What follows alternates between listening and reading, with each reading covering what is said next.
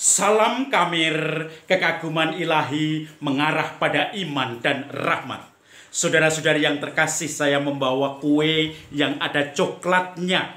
Kue ini sungguh-sungguh enak kalau kita makan, manis tetapi kadang-kadang membuat kita menjadi sakit gula darah tinggi kalau kita kebanyakan.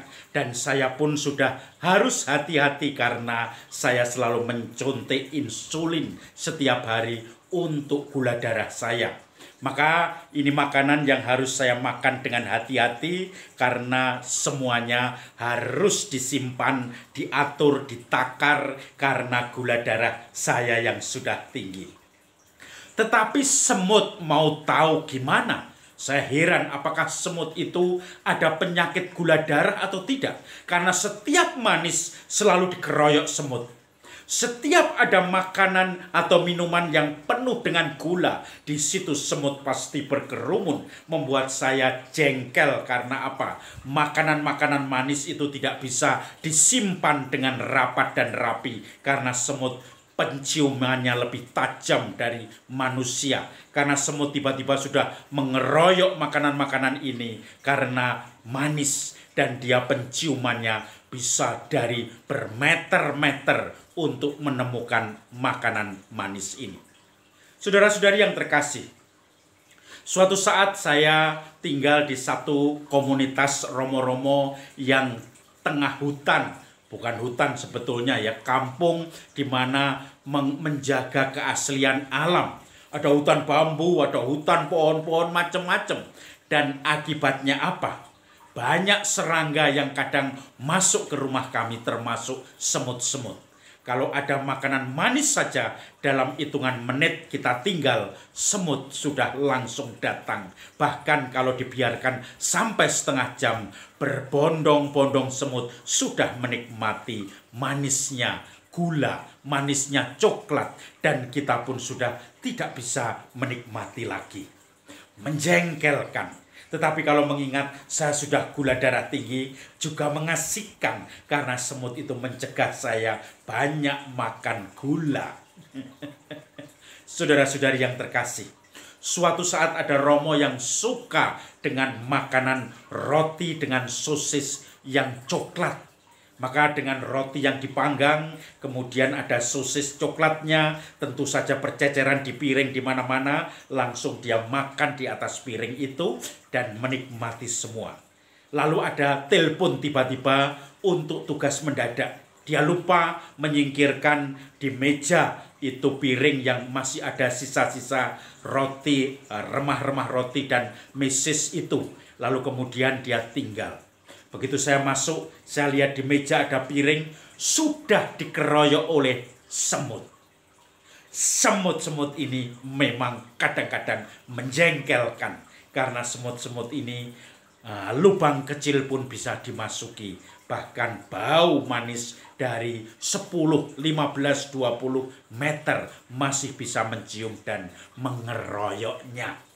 Maka saya kemudian membuat percobaan. Saya kasih tambah mesis, saya biarkan semut datang, lalu saya kasih garam dengan penuh itu di piring itu, garam halus. Kemudian masih saya tambahi lagi dengan potongan bawang merah.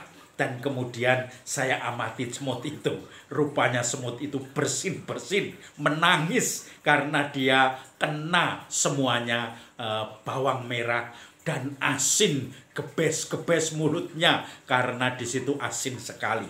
Semut itu akhirnya pergi, tidak lagi melanjutkan perburuan mesis coklat karena di situ dipenuhi dengan garam yang asin dan juga dengan berbawang merah yang dirajang-rajang. Kebetulan di situ sudah ada rajangannya, saya tinggal menyebarkannya saja. Dan bagi semut ini menyebalkan. Tetapi saya bisa tersenyum sebentar saja.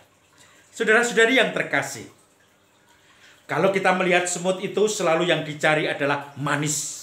Tetapi begitu ada kepahitan, keasinan, begitu ada yang membuat air mata keluar, maka kemudian semut itu pun meninggalkan. Dia tidak mau lagi bersahabat dengan penderitaan, bersahabat dengan mata yang nerocos. dengan manisnya Mesias itu, tetapi karena mengalami asinnya garam dan juga mata yang mulai kena pengaruh bawang merah, maka kemudian dia lari terbirit-birit.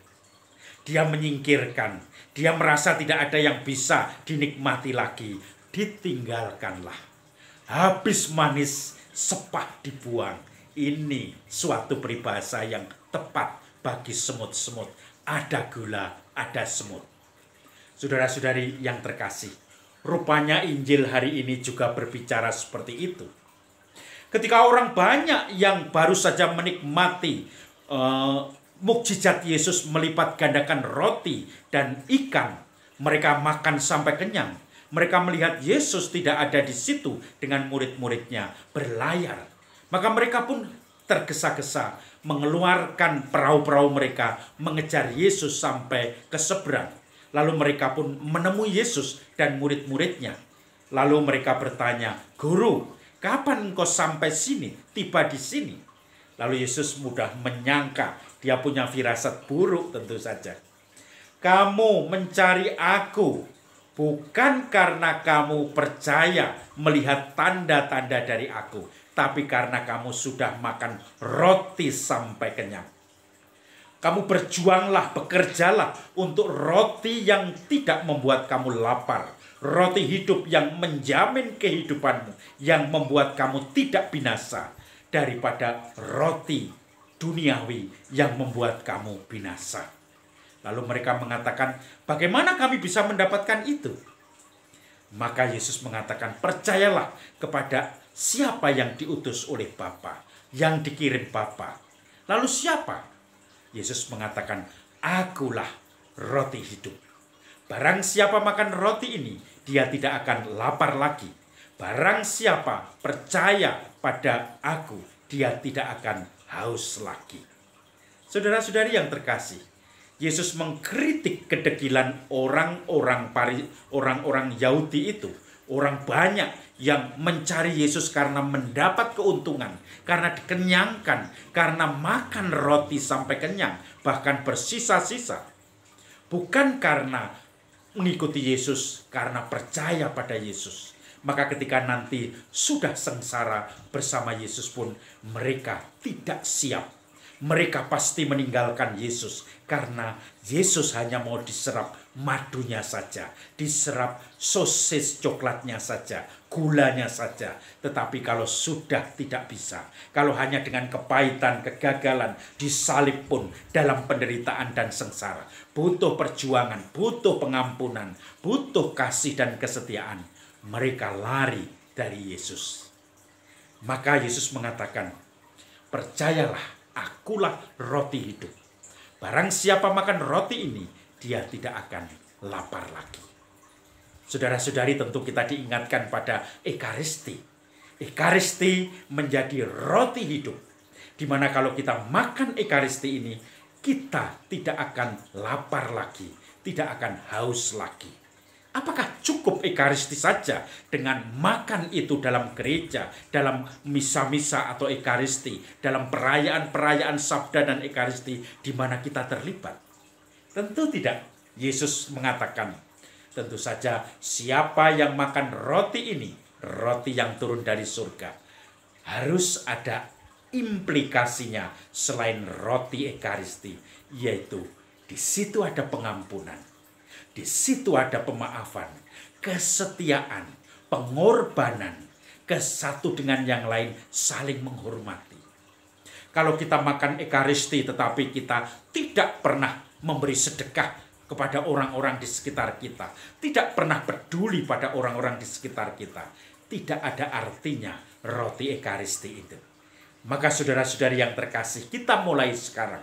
Kalau dulu kita selalu setelah makan Ekaristi ini, dulu kita selalu meminta orang lain memberi bantuan, perhatian, memahami kita. Sekarang kita balik, kita yang memahami orang lain.